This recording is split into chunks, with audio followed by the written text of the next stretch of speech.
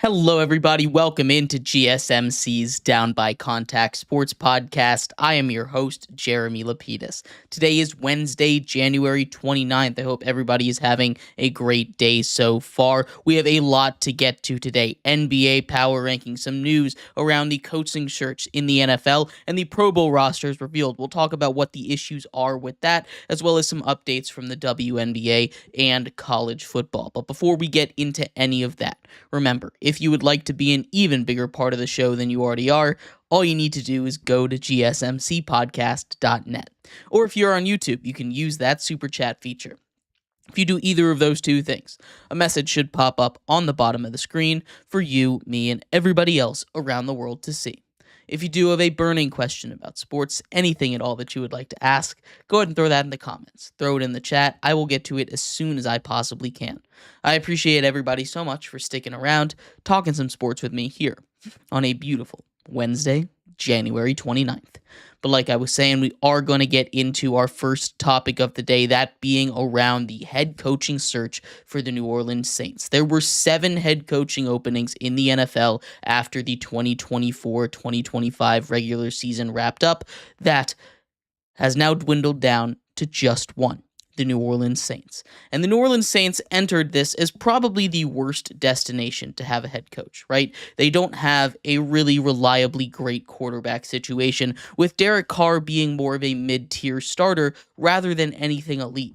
They also have one of, if not the worst cap situations in the entirety of the NFL, pushing contracts back forever, and it's finally starting to catch up to them. That's what happens. You got to pay the piper eventually, and this is what they had to deal with to get those Super Bowl runs, to get those playoff runs, to still be in the hunt for and being competitive further down the road after Drew Brees retired. While Drew Brees was in his last couple seasons in the NFL, they played cap gymnastics, but at the end of the day, everything's got to catch up. You've got to pay the piper at some point, and that's where we're starting to get to with this New Orleans Saints team.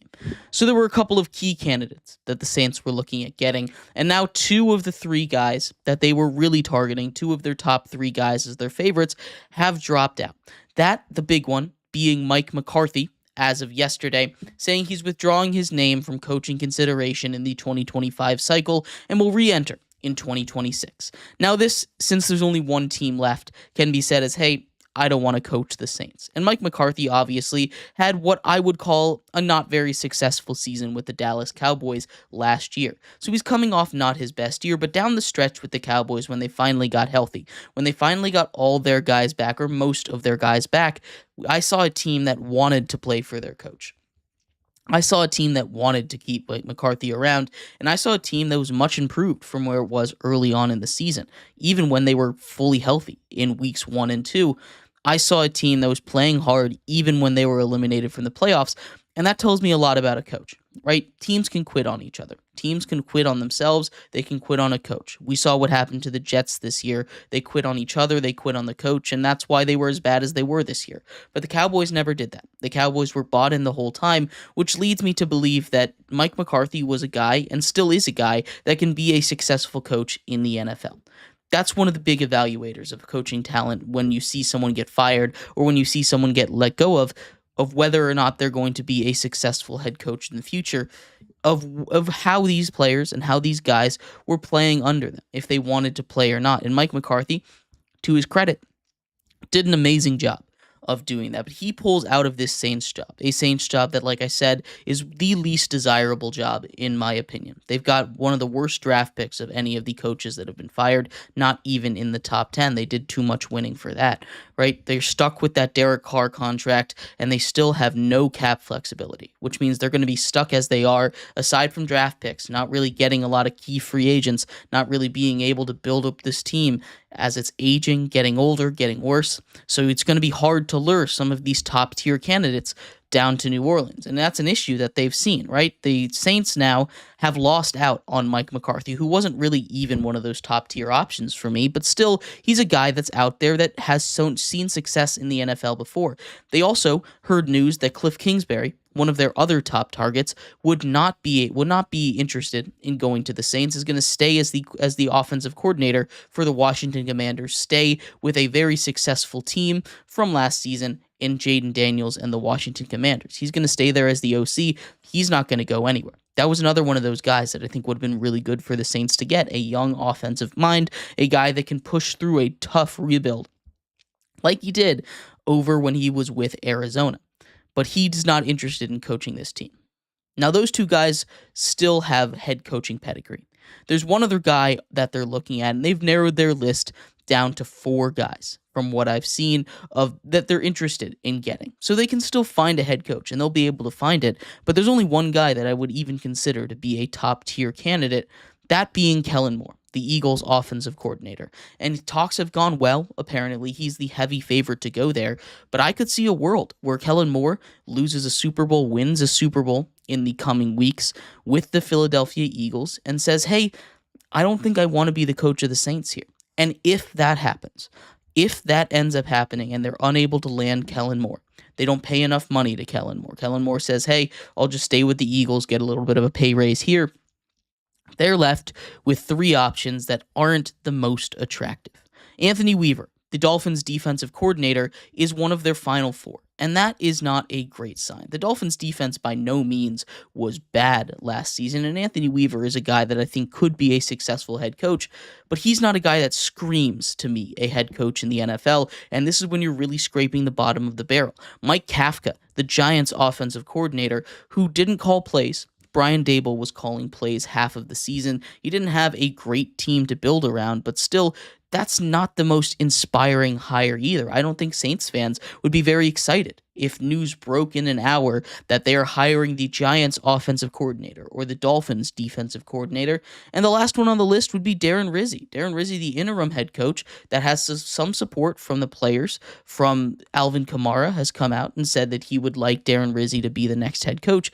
He's the guy that I think they go with if they don't end up landing Kellen Moore, right? Kellen Moore is the name. Kellen Moore is the guy that's out there, but they really are stuck scraping the bottom of the barrel here, and it doesn't look like anybody wants to coach the New Orleans Saints. Like I said, I can't necessarily blame them.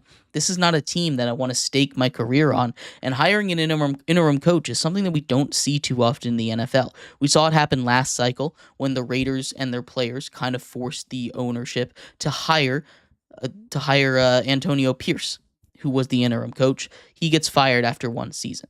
Darren Rizzi, I don't think the Saints are super interested in hiring him, but he's a guy that the Saints players rallied around. I talked about that with Mike McCarthy, why I think he could still be a successful head coach after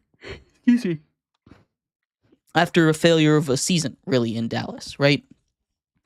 But Darren Rizzi, again, isn't a guy that I'm going to look at to be a long-term option. A lot of these coaches are probably going to be one and done. These guys that don't want to stake their career on this. And at the end of the day, if they can't get Kellen Moore, which I think there's a strong possibility that Kellen Moore decides, hey, this job isn't worth it, I'm getting buzz a lot of other places, although it's hard to pass up a head coaching job. I'm well aware of that. We saw that with Liam Cohen, who strong-armed his way into Jacksonville this offseason. But I don't know. I wouldn't be shocked. At this point, I think we're either going to get a Kellen Moore, which probably the most likely thing, or a Darren Rizzi. I don't really see the other two really standing much of a chance in these interviews, because I think the Saints fans would riot if they hired either of those guys. But I'd love to hear your thoughts on this topic. Let me know what you think. We're going to take a quick break here. When we come back, we turn our attention to the Pro Bowl. The Pro Bowl final rosters were released earlier today. We're going to talk about what the issue is with the Pro Bowl. How do we fix participation? Because plenty of players are opting out, and some that you wouldn't expect, as well as some surprises on the final roster. We'll be right back here on GSMC's Down by Contact Sports Podcast. I feel like I'm losing my mind. Is everybody in the world blind? Please, Lord, give me a sign, a sign. I feel like I'm losing my mind. Is everybody in the world blind? Please, Lord, give me a sign, a sign. I wanna be the greatest. Everybody on the fake shit. I look around and feel like everybody is the fakest. I make this every day and I'm impatient, hoping one day I blow up from the basement. Statement, the top is so vacant. I don't hear shit that I think is amazing. Waiting for my day when I'm playing sold out shows for 1,000 faces. Hey, give me that crowd. waiting to be put down. It ain't your place, I'll diss my town. If I want that shit, then I'll get it right now. I'm losing it, the news it fits, I'm losing shit, a stupid myth. You choose to live or choose to dip, you choose to fight or lose your grip and lose a gift. I feel like I'm losing my mind. Is everybody in the world blind? Please, Lord, give me a sign, a sign. I feel like I'm losing my mind. Is everybody in the world blind?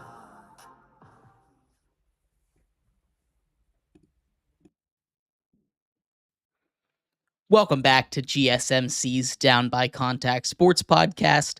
I am your host, Jeremy Lapidus. Today is Wednesday, January 29th. If you were just tuning in, we just finished going over the Saints' struggle to find a new head coach. In this segment, we're going to finish up our NFL talk for the day, talk a little bit about the Pro Bowl. The final rosters were released. We'll go over some of the surprises, some of the players that opted out, some of the teams and players that some of the teams and players that had a lot of people opt out, and how we fix that problem going forward in the NFL. But before we do that, remember, if you would like to be an even bigger part of the show than you already are, all you need to do is go to gsmcpodcast.net. Or if you are on YouTube, you can use that super chat feature. If you do either of those two things, a message should pop up on the bottom of the screen for you, me, and everybody else around the world to see. If you do have a burning question about sports, anything at all that you would like to ask, go ahead and throw that in the comments. Throw it in the chat. I will get to it as soon as I possibly can. I appreciate everybody so much for sticking around, talking some sports with me here on a beautiful Wednesday, January 29th. But like I was saying, we are going to get into the NFL Pro Bowl just a little bit here. And there is a lot of problems with the NFL Pro Bowl, don't get me wrong. There is not a simple slap a Band-Aid on it and fix it. In fact, I'm not even convinced there's a way to fix the Pro Bowl. You can talk about this in every sport, but no sport has an issue with participation like the NFL does. You can look around, and in the NBA, the players might not try. In the MLB, it's kind of not a very important game. People don't care that much.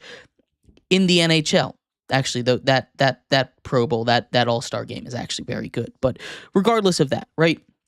The NFL is the only one of the four major American sports where we see a participation issue, and that's something that I think is really important to look at, right? Obviously, this takes place near the end of the season where none of the other four major sports have theirs take place at the end of the year, the week before the Super Bowl. And obviously, some of these opt-outs are due to the fact that these teams are playing in the Super Bowl. So they're not going to put any of those guys in. Any of the Eagles, any of the Chiefs, any of those that made the Pro Bowl that are not going to be in the Pro Bowl this year, that's because they're playing in the Super Bowl. And that's normal, and that's fine. But the fact of the matter that we are getting 2 out of the 3 quarterbacks in the AFC to opt out, a quarterback in the NFC to opt out, who is a rookie quarterback who got named to a Pro Bowl, opting out of the Pro Bowl, deciding it's not worth going in your rookie season, your first time ever going to the Pro Bowl, you've never been, and you're saying, actually, I'm okay. That is ridiculous to me. The fact that we're bringing in replacements like Russell Wilson to make the Pro Bowl this year over Lamar Jackson after he opts out, over Josh Allen after he drops out, bringing in Drake May. It's crazy. And some of these opt-outs, some of these guys deserve to get in. I think of Brian Thomas Jr., who gets in as a replacement for Zay Flowers, who's injured, which is why he's not going. And that's completely fine. But a lot of these guys are just opting out because they don't want to. It's not worth it. And that isn't a problem in any other sport, right? Pro Bowls are something that we look at when we talk about some of these guys, when we're comparing these guys in an all-time sense, right? When we're trying to figure out, hey, was this guy better than this guy in a different era? Pro Bowls are something we look at. We're getting to situations now where Snoop Huntley made the Pro Bowl a couple years ago as a backup quarterback on the Ravens. He was a backup quarterback for a while, and he made the Pro Bowl, right? This is ridiculous. And sure, he had a good season that year. There's no doubting it. Drake May had a good season this year. Russell Wilson had a good season this year. But in no way were they Pro Bowl level seasons. They weren't seasons that you look at and you say, yes, these guys, for what they did, should be among the league's best at their position. And that's the thing. The sanctity of the Pro Bowl, it doesn't matter to me if the players want to play. Doesn't matter to me if the players sit here and they don't play hard. It doesn't matter to me if they play walking football the whole time. It doesn't matter to me if they play flag football. It doesn't matter to me if they don't even play a game of football. But having these guys opt out, having these guys treated as a complete optional kind of thing, and then putting in guys that did not deserve to make it, it makes these awards, these accolades that mean so much to these players, their Hall of Fame cases, their resumes, how we're going to look back on them in their career in 20 years, it makes it mean a lot less. It makes all those guys that made the Pro Bowl just one time in their career when they deserved it, and that being their best accolade out there, makes it mean nothing going back in time. And I think that's something that needs to be fixed, right? I'm not saying we need to overarch the way we do the Pro Bowl. I'm not saying we need to move it to the mid-season, because I don't even think that would help with participation, honestly. I think the NFL players, they would take a week off. But the fact is, we've let it go so far. We've let it go far enough that now players every single year are just opting out, not because they're injured, not because they're playing in the Super Bowl, but because they just don't feel like it. And that is where my big issue is, right? This is a huge moment for these guys. And the fact that we're seeing a rookie quarterback in Jaden Daniels, gets selected to the Pro Bowl, doesn't make the Super Bowl despite making an NFC championship run, and then decides he's not interested. Nobody cares about the Pro Bowl anymore, and that's not something that I'm mad about. I never cared about the Pro Bowl growing up. It wasn't anything like what it was supposed to be back in the days when it first came out, of seeing all the best players together on one team. They don't play like that anymore, right? And that's completely fine, again.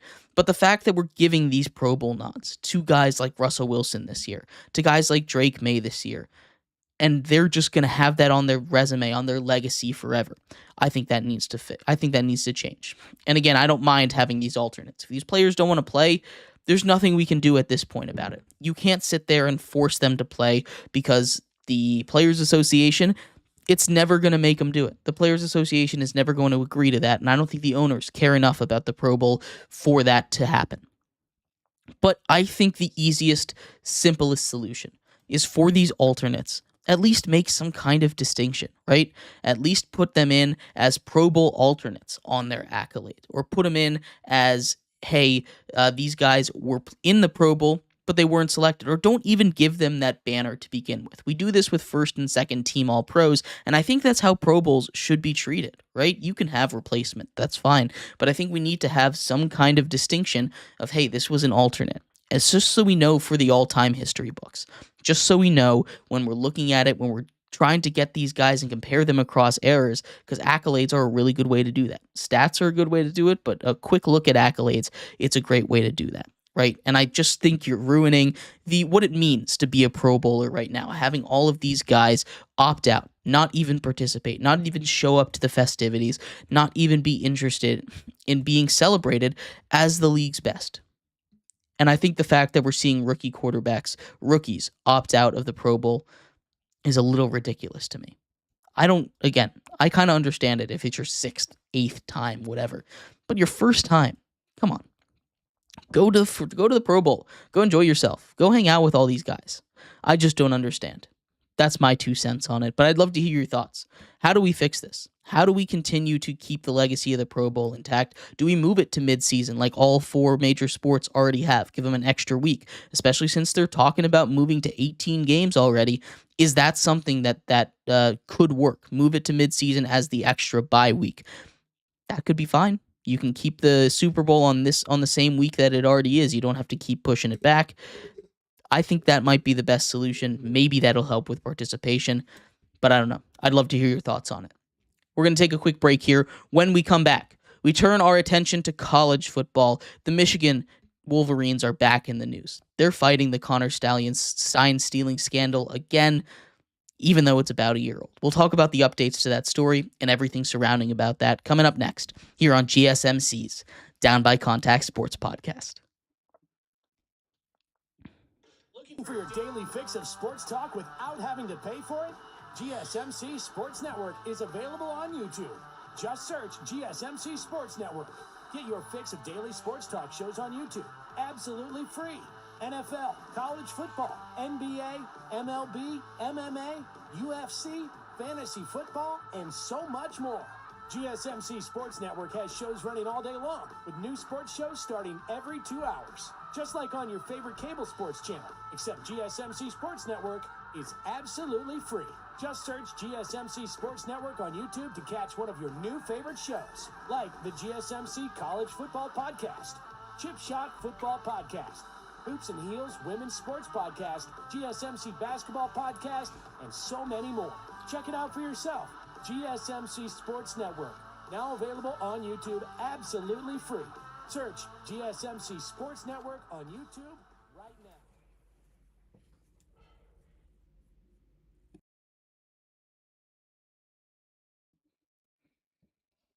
Welcome back to GSMC's Down by Contact Sports Podcast. I'm your host, Jeremy Lapidus. Today is Wednesday, January 29th. If you were just tuning in, we just finished going over the Pro Bowl. The rosters are set, and a lot of players, a lot of teams are opting out of it. Just not a great look for the NFL and their stars. In this segment, we turn our attention to college football. Michigan is back in the news. The cheating scandal, the sign-stealing scandal that rocked their team last year is back there. They're fighting it a little bit in an 137-page document that they wrote for their case to the NCAA. We'll talk a little bit about what it said in that breaking story from Yahoo. We'll talk about that in a second. But before we do, remember, if you would like to be an even bigger part of the show than you already are, all you need to do is go to gsmcpodcast.net. Or if you are on YouTube, you can use that super chat feature. If you do either of those two things, a message should pop up on the bottom of the screen for you, me, and everybody else around the world to see. If you do have a burning question about sports, anything at all that you would like to ask, go ahead and throw that in the comments. Throw it in the chat. I will get to it as soon as I possibly can. I appreciate everybody so much for sticking around, talking some sports with me here on a beautiful Wednesday, January 29th. But like I was saying, we are going to get into the Michigan scandal again. Obviously, for those who are unaware, this was a scandal dating back to last season where a assistant coach, a scout for the Michigan Wolverines, Connor Stallions, was caught being an advanced scout, stealing signs from their opponents' upcoming games, and it started a whole dilemma, a whole movement around college football, really. This was a massive story as the Wolverines ended up going undefeated, winning a national title. Jim Harbaugh ends up leaving after that year. Some people think to get away from it. There was a lot of shady stuff going on surrounding this, right? So the NCAA comes out there and they give a bunch of sanctions. They're still deciding on a punishment for it, but they go out and they do a bunch of recruiting violation stuff, and this they're still being talked about. They have an initial court date basically with the NCAA coming up in just a little bit, and they've come out with a 137 long page document talking about all the reasons why, yes, sure, it happened, but like we didn't know about it, and you shouldn't punish us. So please go a little bit lighter on us, is basically the gist of what it says. So the rule states there is no in-person advanced scouting allowed, which basically means if you can find a video of it online, if you can do some scouting from home, if you can, if you can go to the game live, if you and talk to the other people on the other side, in case your opponent's playing them, they see anything, they tell you anything, or you notice anything, right? Then you can use that. But what you can't do is you can't go to the games ahead of time, the teams that you're playing, and you can't do what is alleged that Connor Stallions and his whole team was doing, which is basically just buying tickets to the teams they're going to play right behind the sideline, stealing their signs, and using that for an advantage. You can try and figure that out through any kind of video, through fan video, through the TV broadcast, through the all-22 angle, through whatever. But what you can't do is you can't do advanced scouting. You can't do it yourself, and you can't send guys to get it done. Now, what Michigan is claiming, and the reason that this whole 137 report is in the news, page report is in the news, is because they're saying that Connor Stallions basically did it all on his own, which is what they've been saying for a while. They're saying the deleted texts between him and the current head coach, Sharon Moore, don't amount to anything. It doesn't mean anything. Don't worry about it, guys. It doesn't amount to anything. That anything that was said, it was all from Connor Stallions. He did it on his own. It didn't even affect much, honestly. It wasn't even a huge thing. We admit that it happened. They admit that it happened. They're not trying to deny that it didn't happen because there's enough evidence out there that it for sure did happen. But what they're trying to get it down to, they're trying to get it reduced from a high violation to a medium or low violation on this one. And that's something that honestly it just isn't going to happen, right? This is a whole place. This is a whole board coming out. This is a whole paper, a whole 137-page document coming out that's saying, guys, go easy on us. Guys, I promise it wasn't even that big a deal. And I'm curious how the NCAA is going to respond. Really, at this point, it's not huge news because they're already going to get punished for it. The punishment is going to be, honestly, probably pretty severe, knowing how they like to punish Michigan a bunch. I'm just curious how it's going to affect the future because they had a pretty good recruiting class this last season. They got one of the top quarterback recruits, and especially with the NIL over there in Ann Arbor, they can get a lot of these top guys. They got a lot of very successful backers, a lot of guys that can come in and get them a lot of these really talented top football players. So they're going to be just fine as a program. The question is, how long and how harsh of a punishment are they going to do, and are they going to buy into any of this? I don't think it's this whole document is going to do much. The NCAA doesn't really like Michigan right now, and honestly, the NCAA, this is probably a time for them to make a power move, right? The NCAA is losing a lot of grounds to the Big Ten, to the SEC, and a lot of these different power dynamics, and this is a good time for one of the premier programs in the Big Ten to say, hey, we're still in charge here. You guys might have all these schools, and you guys think you might be in charge, the SEC and the Big Ten, but we're in charge. The NCAA is in charge, and I think they're just going to put their foot down on this one. And I think they're going to go pretty hard into Michigan because they can, because they're trying to show that, hey, this is still our sport. This is still our domain. This is still what we control. You guys think you have power, but really at the end of the day, you're in the NCAA, you're in our organization, and you have to answer to our rules. And I think that's what's going to happen at the end of the day. It's not really going to matter what they say, how they say it, or how much they beg and apologize, basically. But yeah, that's my thoughts on everything. I'd love to hear your thoughts on it. We're going to take a quick break. When we come back, the NBA power rankings right around the corner, 30-1, 5 tiers of NBA teams. We'll talk about what's been going on with them in the last week since we last talked about the NBA power rankings. We'll be right back here on GSMC's Down by Contact Sports Podcast.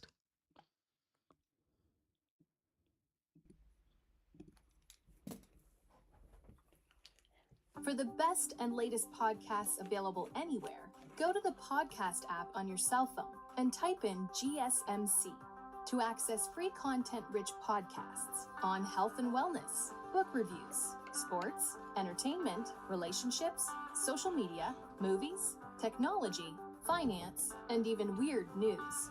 Subscribe and download the GSMC Podcast Network's family of shows, available everywhere podcasts are found.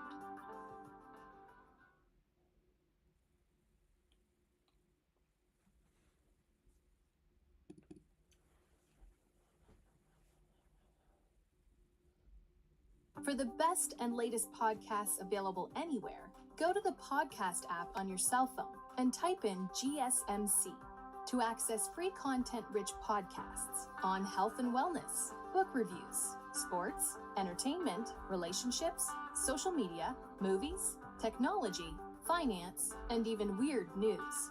Subscribe and download the GSMC Podcast Network's family of shows, available everywhere podcasts are found.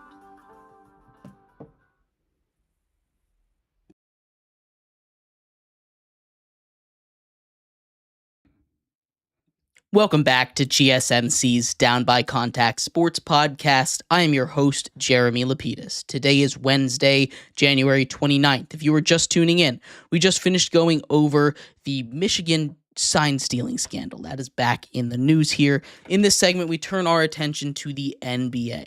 The NBA power rankings are here every single Wednesday, and we're going to go over them 30-1.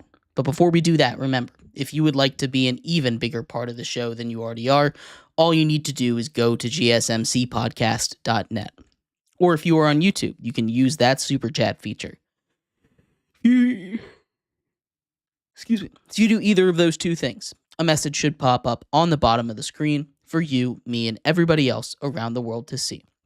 If you do have a burning question about sports, anything at all that you would like to ask, go ahead and throw that in the comments. Throw it in the chat. I will get to it as soon as I possibly can. I appreciate everybody so much for sticking around, talking some sports with me here on a beautiful Wednesday, January 28th. But like I was saying, the NBA power rankings are here, and as we do every week, we're going to go over them 30-1. And there are 5 tiers of teams in the NBA, I think, that we so labeled. We're going to start off with the very bottom tier, the tank tier, the teams that are tanking for Cooper Flag, trying to get that top pick in the NBA draft, to get the guy that can change their franchise. And there's just a couple teams in this tier, 4 of them to be exact. And at number 30, it's the Washington Wizards.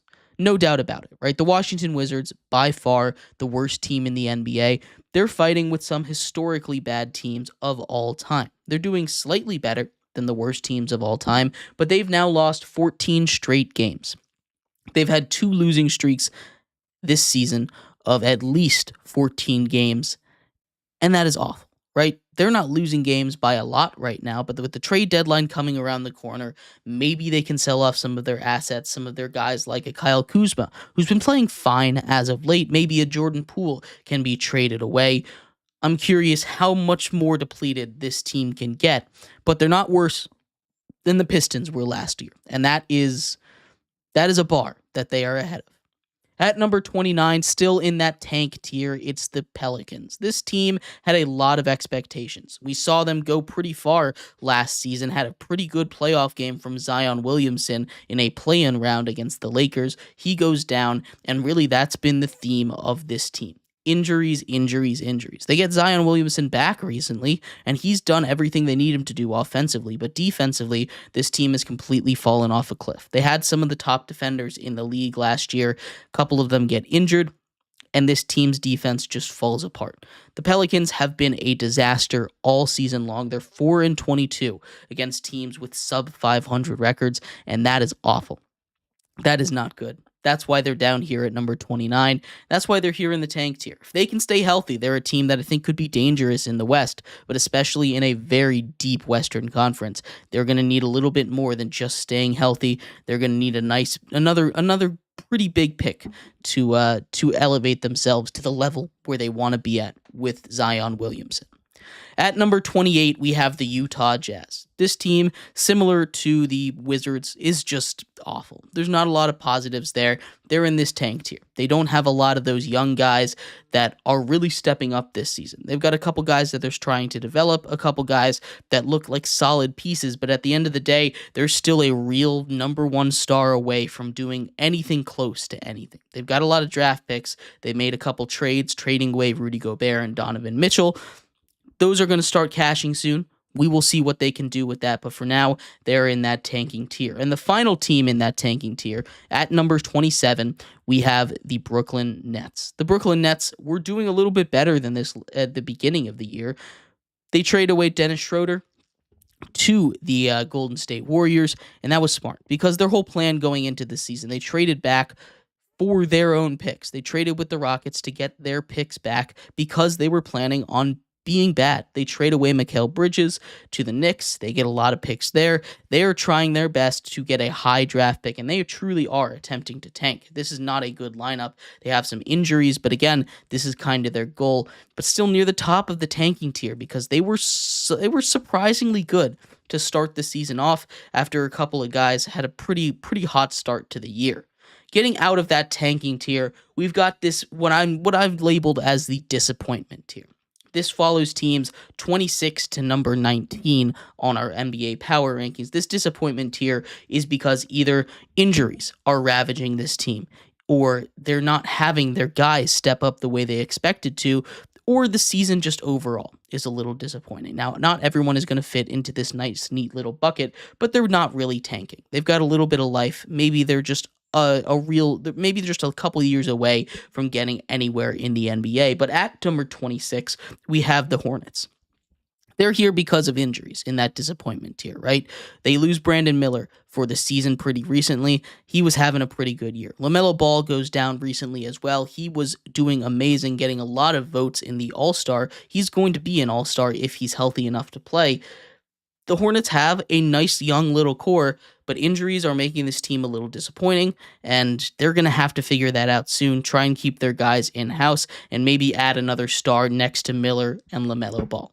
At 25, we have the Trailblazers. Also a little disappointing. Some of their young guys have played really well. Scoot Henderson's been playing really good. Danny Avia, who they traded for from the Washington Wizards, when he's on the court, has been good, but injuries have ravaged this team a little bit. They didn't have a lot of expectations, and honestly, they're probably exceeding them by just a little bit, but still, this is in a disappointing tier where they're not really going to get anything done this season, but they're not really competing for that number 1 overall pick either.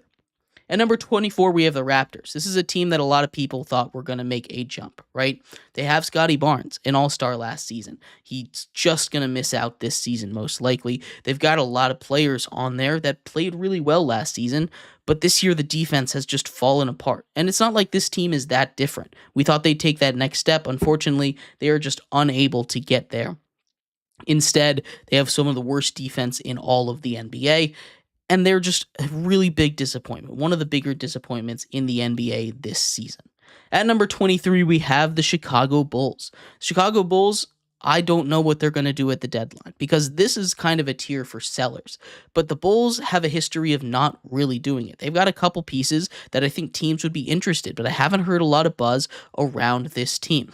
This team is kind of sitting near 500, maybe with a chance to do something if they make the play-in, but they're not going to win a title this year. They're not that type of talent. They're not that team with that type of talent. They're going to need to get a lot done, but they're not getting that top pick, and because of that, I think this is a disappointing Bulls season.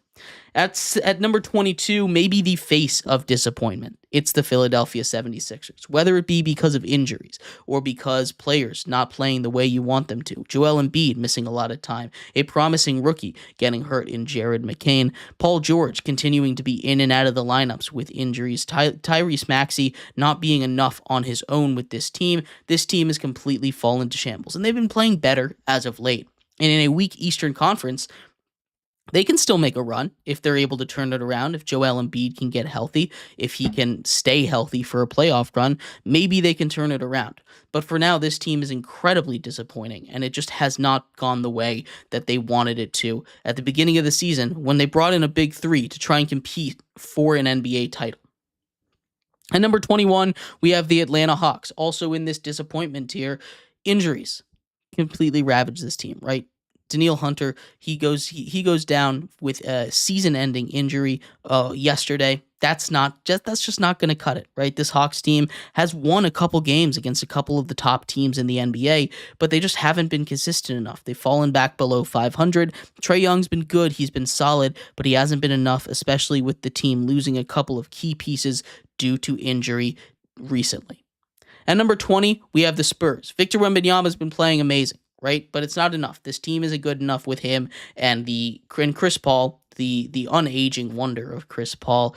But outside of them, this team's just been okay, right? They've got a couple of promising rookies in there, and they're going to continue to grow with talent wanting to play with Victor Wembanyama. But for now, this Spurs season has not quite gone the way they want to, and they're still stuck firmly in that disappointment tier.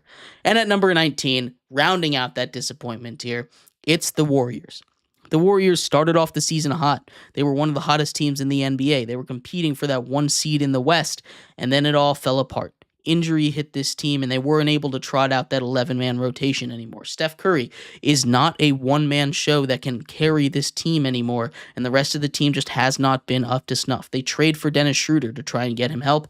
He hasn't been enough. He's been fine, but he hasn't been enough, right? This is a Warriors team that is falling off hard. They're sitting around 500, and they're thinking about making a big move. I'm not sure if they have the capital to do that. But they're a team that reeks of desperation, and they are by far in that disappointment tier. Getting out of that disappointment tier, we just have the mid tier. This is teams 18 to 9 in our NBA power rankings, the biggest tier overall. But still, these teams are just kind of mid. They're not really going to vie for an NBA championship this year. They might make some noise in the playoffs. They might even upset a team or two. But for now, these teams are just kind of middling. At number 18, we have the Pistons. And middling is a huge step up for that Detroit Pistons team. Believe me, this Detroit Pistons team would have done anything to be mid last year. They're at 500 right now. That is huge, huge for this Pistons team. Cade Cunningham has been playing pretty well recently, probably going to find his way to an all-star nod. And this is a team that, while it hasn't been the best, has been leagues better than it was last year. And because of that, this season is an overwhelming success. They're still in that mid tier, but that is about 12 spots higher than they would have been last year at any point in the NBA power rankings. At number 17, we have the Suns. They could very easily be in that disappointment tier, but they're just kind of mid right now, right? You have a team led by a lot of stars. Bradley Beal, Kevin Durant, Devin Booker. These guys that are on big contracts, and they're trying to make moves. Their defense hasn't really been great, as always. They're still struggling with depth. They're trying to maybe make another big move, go after Jimmy Butler. They made some trades to potentially make that happen. That's going to be something to watch with them, but right now, they're struggling in that mid-tier. At 16, we have the Orlando Magic. Injuries have killed this team, but still they found a way to be okay, right? They've lost their three best players for at least portions of the season. This is a team that, if they're healthy, I think is very easily a top 10 team in the NBA, and I think this team could surprise a lot of people next year when they find their way back to health. And number 15, getting into the top half of the NBA, still in that mid-tier, though, it's the Miami Heat. The big thing with the Miami Heat this season is Jimmy Butler, right? What's going to go on with him? Is he even going to get traded? They're not going to trade him for nothing. They're not going to cut him. They're not going to trade him for a bag of bones. Someone needs to bring something up. He's suspended indefinitely. His third suspension of the season with the Miami Heat. He's not playing. They're not going to have him play. I don't know how this situation ends, but there hasn't been a lot of buzz as far as trades going with Jimmy Butler, and they're kind of reaching a deadline. Just 8 days left until the trade deadline, and we're really starting to run out of time for Jimmy Butler to find a new home. But this team has found a couple guys that they can build around, right? Another rookie has stepped up for them. Surprise, surprise. He's find a way to do that every single time, right? Tyler Hero has played really good football. Tyler Hero has been, really good basketball. Tyler Hero has been amazing for them this year. Bam Adebayo has been great, and this is a team that's going to find their way in the playoffs, and they're probably going to lose in the first or second round. They're very firmly in that middle tier of the NBA. At number 14, we have the Mavericks. This is a team that made the NBA Finals last year, but they've lost a lot of guys. Derek Lively went down. They lost Kyrie Irving for a little bit. Luka went down for a little bit, right? This is a team that has injuries on top of injuries on top of injuries. They're still good, but they're in that mid-tier because of these injuries. At 13, we have the Kings. They fought back from being one of the worst teams in the NBA, firing their coach, and now one of their stars potentially is on the trade market. Doesn't sound like he's coming back after this season when he's going to be a free agent, so maybe they try and get something for him. The Kings are looking for probably a solid package, probably close to what they got for a guy like Tyrese Halliburton when they traded him a couple years ago. But I don't know if they're really going to get that. De'Aaron Fox is good, but he has preferred destinations, and all reports are that he's preferring the Spurs. I don't know if the Spurs are really going to make a big trade this season when they can just get him in the offseason next year, but that might be a risk to take. We will see. At number 12, we have the Los Angeles Lakers. Losing Anthony Davis because he's been amazing this year. He's been a guy that I think he's been the best player on that team, right? He's been dominant, 25 points, 2 blocks. He does it on both ends. He's been really, really good. And I think Anthony Davis going down, it's not supposed to be a serious injury, but still, they're in that middle tier. LeBron James is 40 years old. He's doing his thing. This is a team that's going to beat up on the bad teams, but it's going to struggle with the good ones. I don't think they're going to make a big move, but we'll see, because maybe without Anthony Davis, the front office will feel pressured to do something with the last couple years of LeBron. At 11, we have the Timberwolves. Anthony Edwards is amazing. Anthony Edwards is so good at basketball, but the rest of that team is just not keeping up with him. Dante DiVincenzo goes down for a while, which sucks. That trade clearly has not worked out with them, with Cat having a really good time being an all-star starter over there for the New York Knicks right now. Right now, the Timberwolves, they're just outside the top 10, but they're still in that mid-tier. The thing with the NBA is there is a very steep drop-off between the contenders and the pretenders, and right now the Timberwolves just aren't really a title contender this year. At number 10, we have the Pacers. In the top 10, we're still in the mid-tier, right? Tyrese Halliburton is a guy that's not very consistent, and the Pacers can go out there and they can drop 150 points on you in any given night, but they can also shoot 10% from the field and score 80 points, right? They are very Jekyll and Hyde, this team is, and they just need to be more consistent. Until they can get that consistency up, they're going to be in that mid-tier for a long time. And at number 9, the final team in that mid-tier, it's the Clippers. The Los Angeles Clippers have had a season that I did not think. They're the team that I'm the most surprised by being good. I thought they would be near the bottom of the league. I hated their offseason. Every move they've made has worked out amazing. Kawhi Leonard is back and he's playing basketball again. I didn't think he would play this season after the way that they described his injury at the beginning. I'm shocked this Clippers team is doing so well, but they're not real title contenders. They're not guys that I think, they're not a team that I think can really put together a title run and win. They're just a part of that mid-tier for now. But that rounds that out. Getting into the top 8, this is where we get to contenders. I've got the contender tier here from number 8 to number 5. And these are teams that I think can win a title this year. They're not going to be top tier contenders, but they're guys that I think could win a title if enough things bounce their way.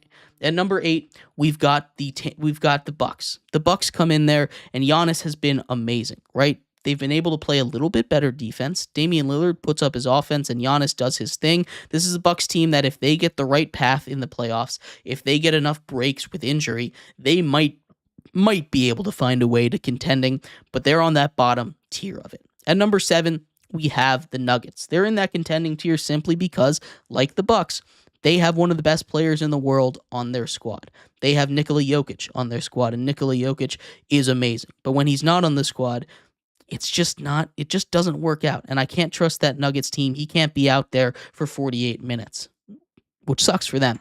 But they're probably not going to win a title this year. They're still in that contending tier, though. At number 6, we have the Grizzlies. I love this Grizzlies team, but they just don't have enough oomph, right? They have a lot of great players. They've got Ja Morant, who's a true number 1 over there, right? They've got some great defending. They've got some great defenders, guys that have won Defensive Player of the Years in the past. Marcus Smart, Jaren Jackson Jr., right? These are really, really good players. You have a lot of great offensive weapons. This is a dangerous team, but I just don't think they have enough of that top tier talent to compete with the best in the West. At number 5, we have the Rockets. They're young, and they've got a lot of talent. They've got talent oozing out of everywhere on this roster, up and down the starting lineup, up and down the bench. This team is amazing. But again, they're young, and I just don't think they have that true number 1 guy yet. Because of that, they're not in that top-tier contenders. But if enough things bounce their way, if those young guys step up, if that defense continues to be as good as it was in the beginning of the season, this team could find their way to potentially a title. And getting into the top 4, this is where we get to these top-tier contenders. At number 4, I've got the New York Knicks. They're out here in the East. It's a little bit easier, but in the top tier of it, it's just not going to be the easiest thing for them, right? The Knicks are a team that that's run by Tibbs, and that's not necessarily a great thing for longevity and long playoff runs because you're wearing out these guys. They're playing game in, game out. They're playing 45, 50 minutes a game, right? In a 48-minute game, they're playing all 48 minutes. It's just not good for the health of these guys, and we see it take wear and tear on some of these guys' bodies, and right now it's fine. They've got the guys to do it, but I'm just a little worried as the season goes on. Injuries might catch up to this team, but for now, they're a top-tier contender. At number 3, we have the Boston Celtics. The Boston Celtics, they're just a super team. Coming off of winning a title last year, they brought back and even improved on their roster. They haven't been as dominant as they were last year. There have been a couple teams that have been a little more dominant than them, but they've still been amazing this season. At number 2, the Cavs. 1, 2, and 3 in the East go 2, 3, 4 in our power rankings here. The Cavs got on a bit of a schneid, lost 3 straight games. Not something they're used to doing, but they got back on their high horse. They figured out a way to win basketball games, and they're a dominant team. Kenny Atkinson has done a great job with this squad, and they continue to be dominant across the basketball court. And then at number 1, it's the Thunder. There's no other team that's as good as the Thunder are, offensively, defensively, an MVP, most likely, as long as things continue going the way they are in Shai Gilgeous-Alexander. This team is amazing. They're the best in the West by a mile, and it really isn't even that close. The Thunder are the best team in basketball. You could make an argument for maybe the Celtics or the Cavs, but right now, the Thunder, by far, best team in the NBA. But let me know what you think. I'd love to hear your thoughts on this. We're going to take a quick break. When we come back, we turn our attention to the WNBA. Free agency has been going wild over there. 2 major trades, a 3-team trade that saw 2 former first overall picks being swapped, and a 2-time MVP finding a new home, as well as another all-star level player being traded across the league. We'll talk about that and much more coming up next here on GSMC's Down by Contact Sports Podcast.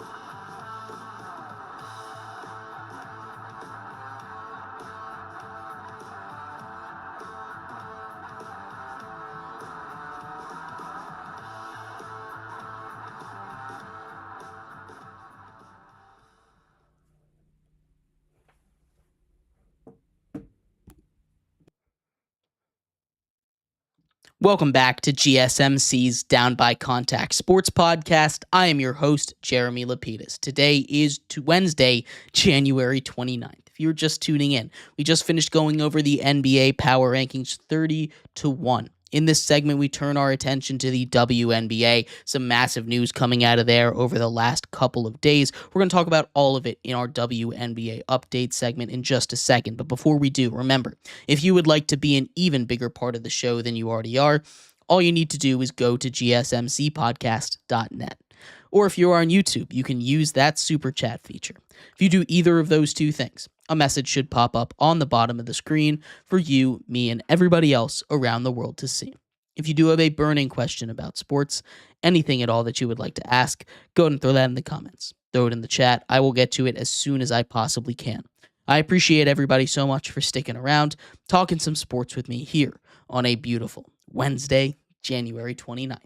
But like I was saying, we are going to get into our 5th and final segment of the day, that being the WNBA updates from around the league. We'll start off with free agency, as this is the most recent piece of news, as Brittney Griner, the 2-time WNBA Player of the Year, has found a new home. Brittney Griner has spent all of her career over in Phoenix, playing with the Mercury, now finds a new home. Free agent signs a 1-year deal with the Atlanta Dream. The Atlanta Dream found their way into the playoffs, the final spot in last year's WNBA season, going 15-25. This is a huge move for them. Brittney Griner, of course, one of the best players in the WNBA right now. She was detained overseas for 2 years. She comes back, continues where she left off. She was amazing, right? She finds a new home after leaving Phoenix, a place that that I never thought she would leave, a place that seemingly she was never going to, said she would never leave. Obviously, that ends up not being true, but still, this is a huge move for the Atlanta Dream. They've had a huge offseason, and getting a player like Brittany Griner in the room is going to be huge for them as they continue to build off of their success last season to try and get back to a position where they were in the early 2000s. A couple major trades have taken place as well. Alyssa Thomas was traded from the Connecticut Sun to those Phoenix Mercury, the Phoenix Mercury that just lost Brittany Griner, and she's not going to be a one-for-one replacement. But Alyssa Thomas, what she's able to do, she has the single-season record for triple-doubles in WNBA season with 11 in 1 year. She's a defensive monster, 6-time all-defensive team. She is a 6-time all-star. She is amazing. Right, what she's going to bring to this team, it's not going to be the same as, of course, as Brittany Griner, but she's an all-star level talent. This is what they're trying to build over there. They're trying to rebuild after a 9-31 season recently, and an early round playoff loss last season. Alyssa Thomas is going to help them with that. They obviously lost a lot of talent, but overall, I like this Mercury offseason a little bit. It wasn't perfect, and there's still a lot of time to go get it. But getting a player like Alyssa Thomas to go fill that hole is going to be huge, especially with her skill on the defensive side of the ball. And then the big trade. Two former first overall picks have been swapped as the Seattle Storm have sent Jewel Lloyd over to the Las Vegas Aces. The Las Vegas Aces send Kelsey Plum over to the Sparks. The Storm, they don't get a former number 1 overall pick, but they do get the number 2 overall pick in this year's draft. They also get a first-round pick in next year's draft. This is a huge move for the Storm. Obviously, moving off of Jewel Lloyd is a little iffy, but this is a team that struggled last season. Just about everything that could have gone wrong did go wrong for them. They're in the process of a good rebuild, getting 2 first-round picks for the former number 1 overall pick, someone that has expressed some desire to leave the team as well, is huge for them, right? Obviously, a couple players went over there and signed because of Jewel Lloyd, but this is a team that's in a rebuild process. Getting 2 first-round picks over there is going to be huge as they continue to work their way back towards the top of the NBA. The Aces, they just basically get to replace Kelsey. They basically replace Kelsey Plum with Jewel Lloyd. And again, it's not a one-for-one, but they get a former first overall pick for their former first overall pick, and they get a top 10 pick in the WNBA draft this year. That's huge for them. They also get a second. I think they won this trade. A lot of people are saying, a lot of people will talk about the draft capital that the Storm were able to get, but in a little bit of a weaker class this year, I just think the Aces being able to get a top 10 pick as well as getting a top tier talent is just something that's crazy. Pairing them up with that already stacked core of players that they have, it's going to be dangerous for the rest of the league. But let me know what your thoughts are on any of these trades. I'd love to hear them. And thank you everybody so much for tuning in to today's episode of GSMC's Down by Contact Sports Podcast. I've been your host, Jeremy Lapidus. We will be back tomorrow talking everything going on in the world of sports today. You all have a great one. Appreciate you listening. You have a good one. Bye-bye.